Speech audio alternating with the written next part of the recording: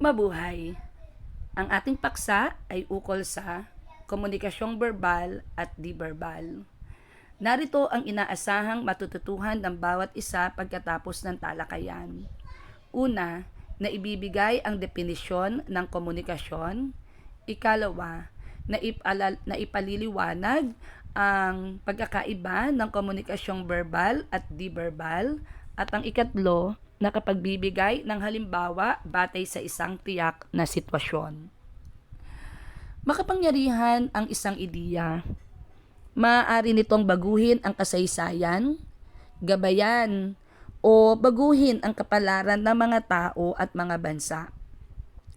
Ang mga ideyang nagkakaroon ng gayong kapangyarihan ay hindi nananatili lamang sa isipan ng pinanggalingan niyon. Iyon ay mga ideyang nakarating sa isipan ng ibang tao at naging makapangyarihang tagapagkilos.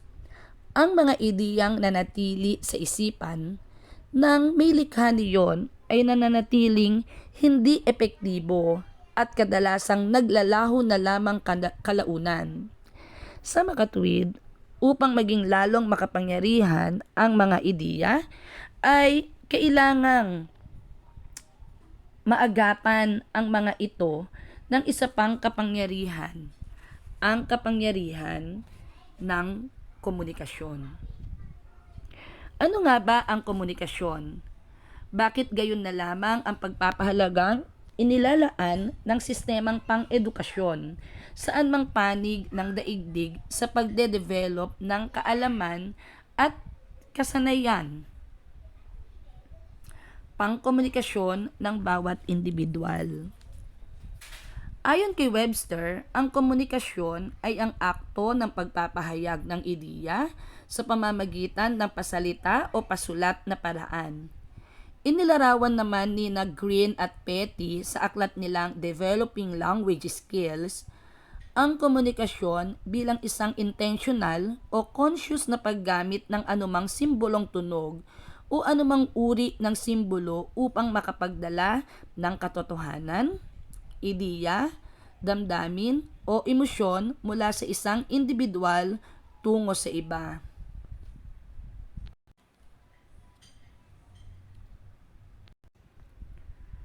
Ngunit ang isang atungal o tili sa gitna ng gabi, ang pagkahol ng aso o pag-uha ng isang sanggol, lahat ng mga ito ay tunog na maaaring makarating sa pandinig ng ibang tao.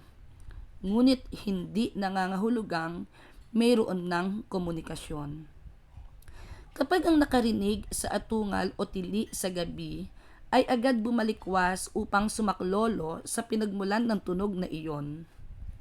Kapag ang asong kumakahol ay pinagbuksan ng pinto ng kanyang amo upang papasukin sa bahay, o kapag ang isang ina ay mabilis na lumapit sa sanggol na umiiyak dala ang bote ng gatas, masasabi ng mayroon nang naganap na komunikasyon.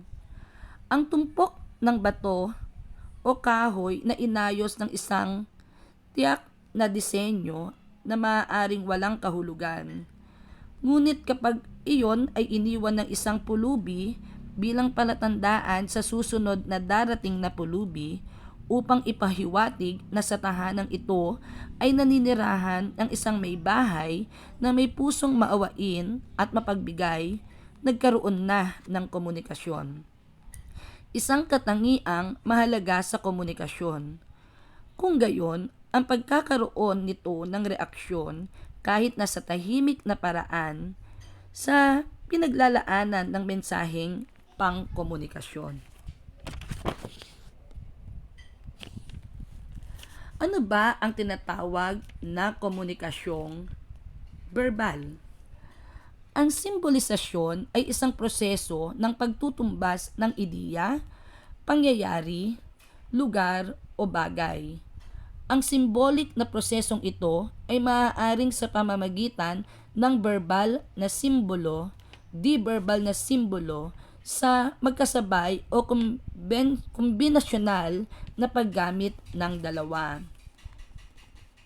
Ang komunikasyong verbal ay isang anyo na paghahatid ng mensahe sa pamamagitan ng salitang simbolo na kumakatawan sa mga ideya at bagay-bagay. Nakapaloob dito ang pagsulat, pagbasa, pagsasalita at pakikinig. Bilang karagdagan, ito ay nagaganap sa pamamagitan ng wika. Kapag sinabing wika, tinutukoy nito ang isang partikular na komunikasyon, ginagamit isang arbitraryo na pagkasundoang simbolo na naghahatid ng mensahe sa isang tao patungo sa iba. Ayon kay Gerald, ginagamit ang verbal na komunikasyon sa mga sumusunod na circumstances. Una, kung may sunod-sunod na datos na kailangang lutasin. Ang paggamit ng pandinig ay higit na mabisa kaysa biswal na paraan sa paglikha ng temporal na diskriminasyon.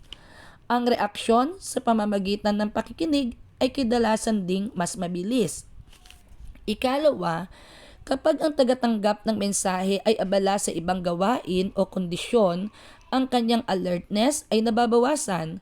Sa sitwasyong ganito, higit na mabisa ang paggamit ng komunikasyong verbal kaysa di-verbal. Ikatlo, kapag ang mga mensahe ay mahalaga, maiikli o madadali, mas madali iyong mauunawaan at matatandaan kapag napakinggan o nabasa. Ikaapat, kapag mahalaga ang flexibility ng transmission ng mensahe. Mahalaga ang paggamit ng tinig lalo na sa pagbibigay ng ibang impleksyon at emphasis.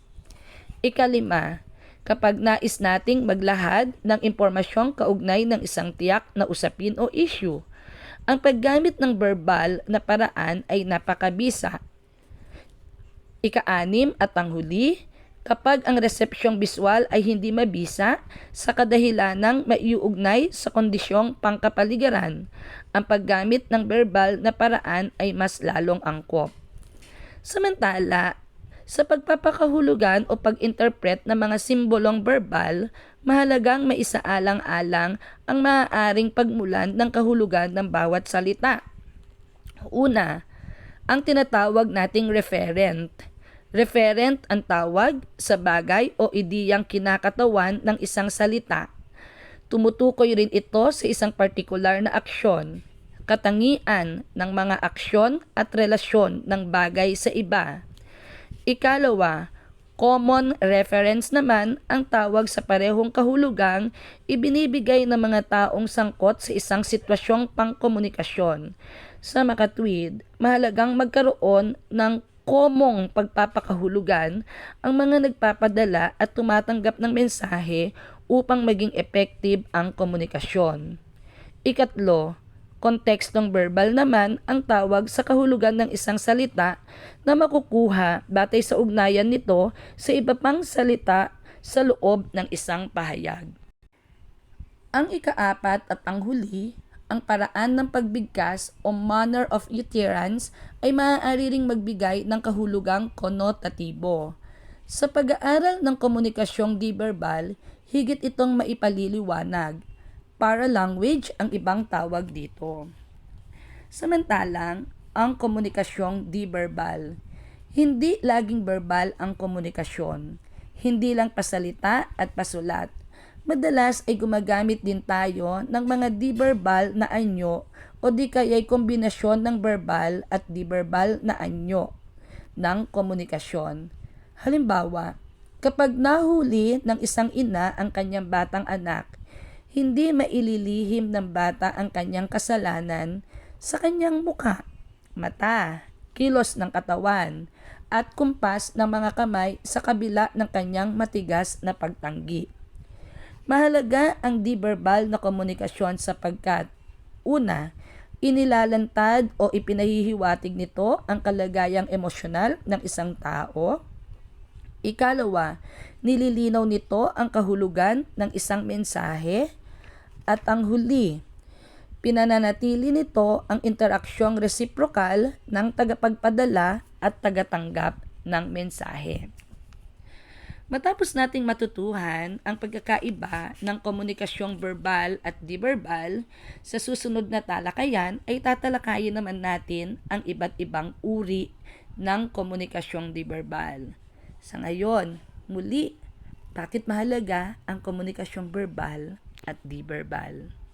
Hanggang sa muli, mabuhay, paalam.